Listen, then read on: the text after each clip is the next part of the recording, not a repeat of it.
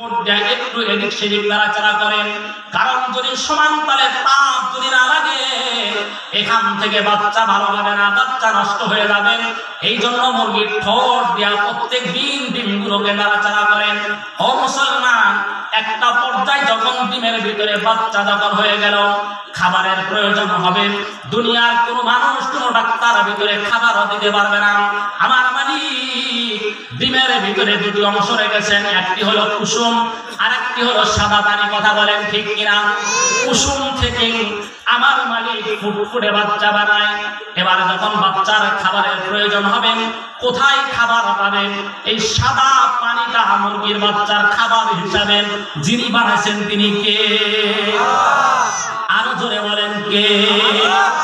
মুরগির বাচ্চা যখন এই সাদা পানি খেতে খেতে একটা পর্যায়ে যখন খাবার ফুরিয়ে গেল, এবার এমন একটা পয়েন্টের মধ্যে মুরগি আঘাত করে, আর মুরগির বাচ্চা ঠোঁট দিয়া হালকা করে আঘাত করার কারণে ডিমটা ফেটে যায়। ডিম থেকে ফুটফুটে বাচ্চা বের হলো। বন্ধুরা রে আমার মালিক বুঝাতে চায়, এ দুনিয়ার মানুষ, তোমার ঘরের মুরগিটা পর্যন্ত আমি মালিকের হুকুম ফলো করেন, আমার হুকুম প্রত্যেকটা প্রাণী মানেন, শুধু মানুষ আর জিন আমি মালিকের হুকুমের অমান্য করে নাফরমানি করেন। আমি যদি চিনতাম আমার আল্লাহ কত বড়, আমার আল্লাহ কত বড়, এটা বুঝাতে গেলে দীর্ঘ সময় লাগবে। আমার আল্লাহ কত বড় এটা বুঝাতে গেলে একটা হাদিস থেকে প্রমাণ দিই। একদিন আল্লাহর পয়গম্বর হযরত জিবরাইল আলাইহিস সালাতু ওয়াস সালামকে বলেন, ও জিবরাইল, আমার একটু তোমাকে আসল আকৃতিতে দেখতে মনে চায়। জিবরাইল বলে, নবীজি তাই? কয় হ্যাঁ। এবারে জিবরাইল আলাইহিস সালাম বললেন, নবীজি আপনি পূর্ব দিগন্তে তাকাবেন। আপনার হাবিব পূর্ব দিকে তাকিয়ে আছেন। একটা পর্যায়ে জিবরাইল এসে বলল, নবীজি আপনি কি দেখতে পেয়েছেন? এবার আল্লাহ নবী বলেন, জিবরিল আমি আসমান থেকে জমিন পর্যন্ত, উত্তর মেরু থেকে দক্ষিণ মেরু পর্যন্ত শুধু একটা পর্দা দেখতে পেয়েছি। জিবরাইল আলাইহিস সালাম বলেন, নবীজি শুনে রাখুন, এটা হলো আমার একটা পর্দার পরিধি। আল্লাহু আকবার, জোরে বলেন। এবার জিবরাইল আলাইহিস সালাম বলেন, নবীজি আমার আল্লাহ আমার একটা পাখা দেয় নাই, দুটা পাখা দেয় নাই, 100 পাখা দেয় নাই, 200 পাখা দেয় নাই, আমার আল্লাহ 600 পাখা দিয়া আমি জিবরাইলকে বানাইছে। এবার অনুমান করেন, একটা পাখা যদি জমিন থেকে আসমান পর্যন্ত হয়, উত্তর থেকে দক্ষিণ পর্যন্ত হয়, এবার চিন্তা করে দেখুন 600 পাখা যার সাথে লাগাইছে, এই বডি না জানি কত বড়। জোরে বলেন আল্লাহু আকবার।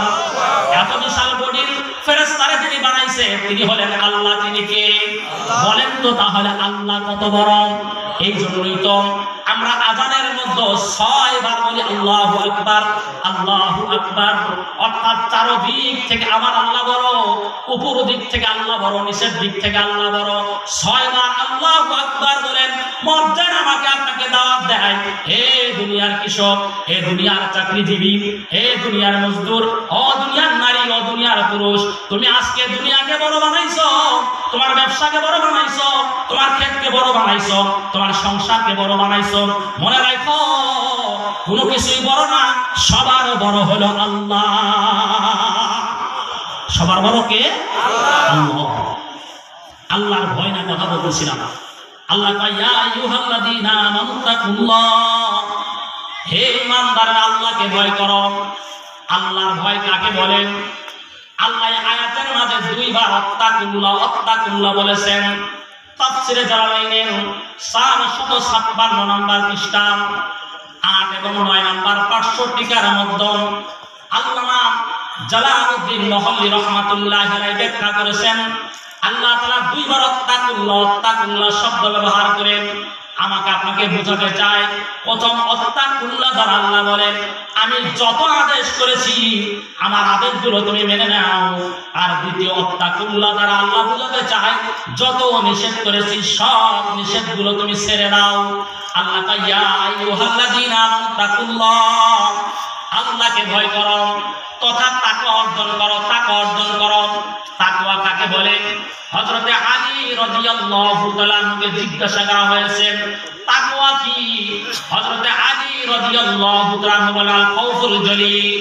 তাকওয়ার 1 নাম্বার ব্যাখ্যা হলো আল্লাহকে ভয় করা। কাকে ভয় করা? জোরে বলেন। 2 নাম্বার হলো আমালু বিত তানজিল, অনুযায়ী আমল করা, কোরআন অনুযায়ী আমল করা। 3 নাম্বার হলো ওয়াল কানাতু বিল কলিল, অল্প সন্তুষ্ট থাকা, অল্পে সন্তুষ্ট থাকা। 4 নাম্বার হলো আল ইস্তিদাদু বির রহিম, অর্থাৎ আখিরাতের জন্য প্রস্তুতি গ্রহণ করা। তাকওয়া কাকে বলে আমি কথাটাই বোঝানোর জন্য এতক্ষণ পর্যন্ত কথা বলছি। তাকওয়া কাকে বলেন? হযরতে উবাই ইবনে কাব রাদিয়াল্লাহু তাআলাকে একদিন হযরতে ইবনে ওমর প্রশ্ন করে, এ ভাই কাব, মা তাকওয়া, তাকওয়া কি, তাকওয়া কি?